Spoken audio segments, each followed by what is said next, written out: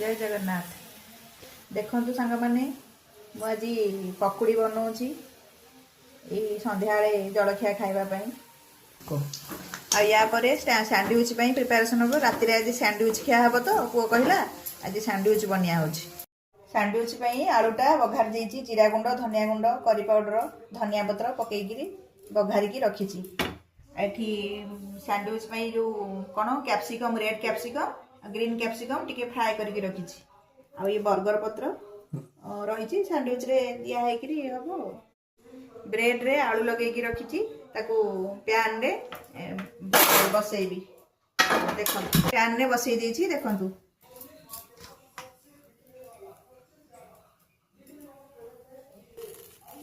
Red capsicum green capsicum सजे देछि एबे बर्गर पत्रटा को पकई देली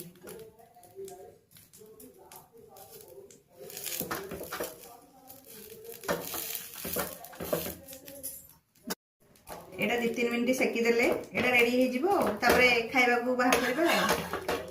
आशा करछि ए शॉर्ट्स टी आपनको भलो लागिथिबो जदि भलो लागिथिबो लाइक करिवे शेयर करिवे और सब्सक्राइब करबा को जमा भूलिबे नाही। जय जगन्नाथ।